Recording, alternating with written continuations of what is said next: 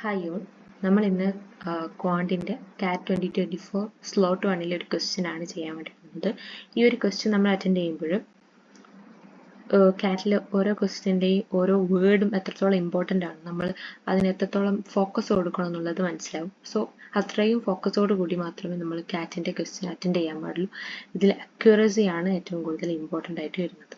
Okay, so question വായിക്കുമ്പോൾ if a plus b root n is the positive square root of 29 minus 12 root 5, where a and b are integers and n is a natural number, then the maximum possible value of a plus b plus n is. So it says that this is a positive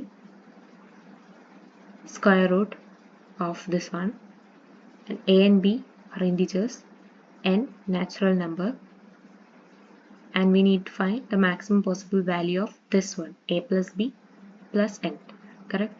So നമ്മൾ തന്നിരിക്കുന്ന data വെച്ചിട്ട് ഈ ഒരു question attend ചെയ്യാൻ വേണ്ടി ശ്രമിക്കും. Okay, first it says a plus b root n is equal to 29 minus 12 root 5, not just 12 root 5, ഇത് മാത്രമല്ല എന്താണ് പറയുന്നത്, പോസിറ്റീവ് സ്ക്വയർ റൂട്ട് ആണെന്നാണ് പറയുന്നത്. Okay, so a plus b root n is a positive square root of 29 minus 12 root 5. So ഇങ്ങനെ ഒരു expression കിട്ടിയാൽ നമ്മൾ ഇതിനെ എക്സ്പാൻഡ് ചെയ്യാൻ വേണ്ടി നോക്കും. Correct? So this is in the form of a plus b whole square. You know a plus b whole square is a square plus b square plus 2ab. Correct? So same way we will expand this one also. So it will look like a square plus b square n plus 2ab root n is equal to 29 minus 12 root 5. ഇങ്ങനൊരു equation നമുക്ക് കിട്ടുമ്പോൾ we can see the similarity between the expressions. See this 2ab root n-ഉം minus 12 root 5-ഉം നമുക്ക് similar ആയിട്ട് ഇവിടെ equate ചെയ്യാൻ വേണ്ടി പറ്റും. Correct? So from this we will do like this. 2ab root n is equal to minus 12 root 5. Okay, so from this expression we can do like n is equal to 5 and 2ab is equal to minus 12. So from this ab will be equal to minus 6. Correct? Yes. So നമുക്ക് ഇത്രയും കാര്യങ്ങളാണ് ഇതിൽ നിന്ന് കിട്ടിയത്. Fine. So next കാര്യം എന്ന് പറയുന്നത് ബാക്കിയുള്ളത് എന്താണ്? A square plus b square n. Okay, that is equal to 29. Okay, so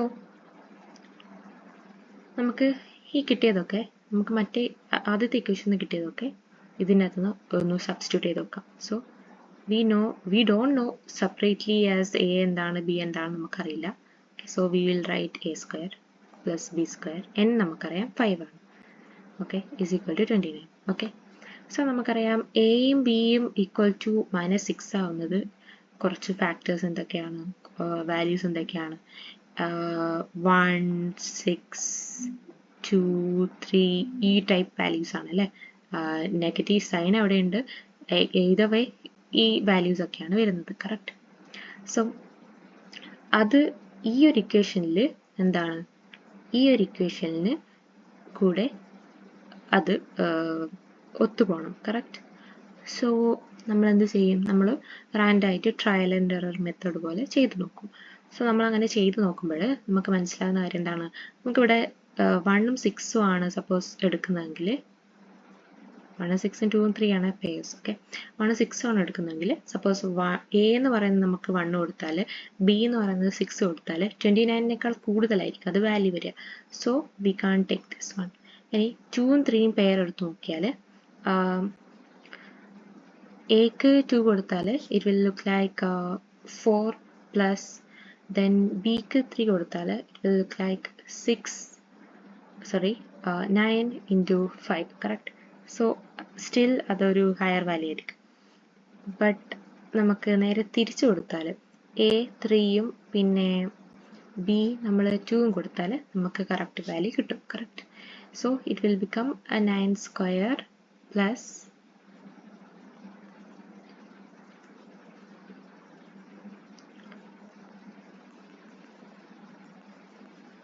9 square അല്ല 9 plus 4 into 5 is equal to 20.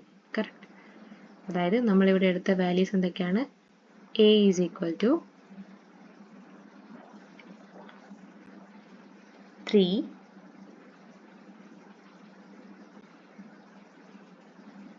A is equal to 3, then B is equal to 2, correct? But -6 ആയതുകൊണ്ട് either of the value should be negative, okay? Either of the value should be negative ആയിരിക്കണം.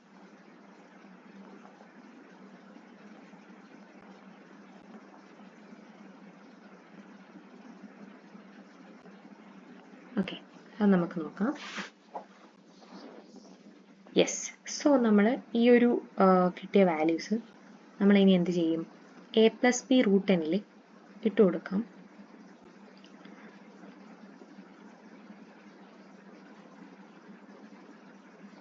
So a+b√n നമ്മൾ കിട്ടിയ values ഇട്ട് കൊടുക്കുമ്പോൾ നമുക്ക് രണ്ട് case വരും അല്ലേ? ബിക്കോസ് നെഗറ്റീവ് എവിടെയാണ് വരുന്നത് നോക്കാൻ വേണ്ടിയിട്ട്. കറക്റ്റ്, എയ്തർ ഓഫ് ദ വാല്യൂയിലായിരിക്കും നെഗറ്റീവ് വരിക. ആ ഒരു കേസ് നോക്കുകയാണെങ്കിൽ സപ്പോസ് എ ആണ് a -3യും b 2 ആണെങ്കിൽ എന്താ വരിക?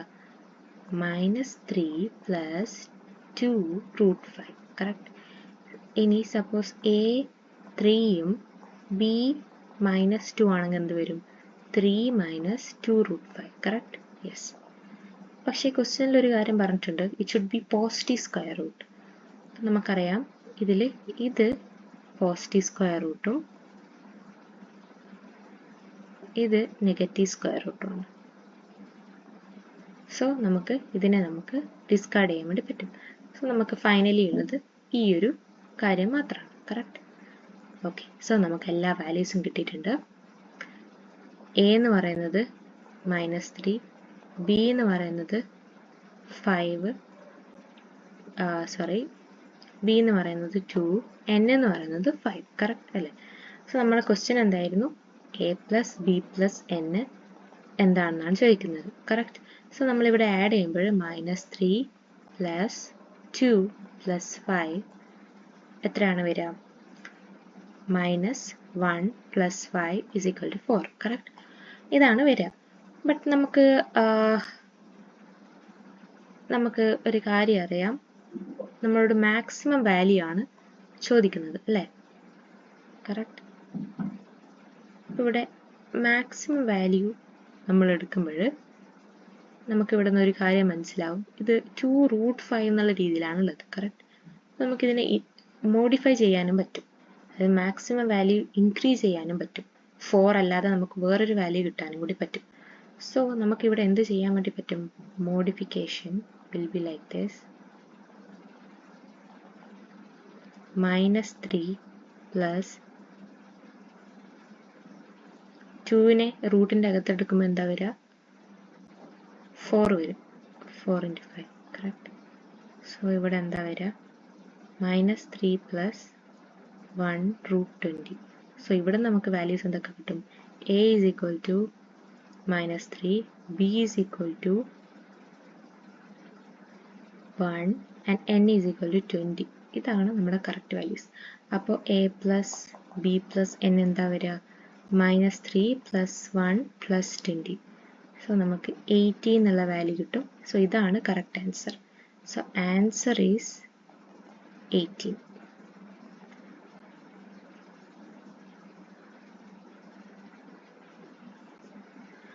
ഓക്കെ, സോ നമുക്ക് നെക്സ്റ്റ് ക്വസ്റ്റ്യനായിട്ട് നെക്സ്റ്റ് സെഷനായിട്ട് വരാം. Thank you for watching.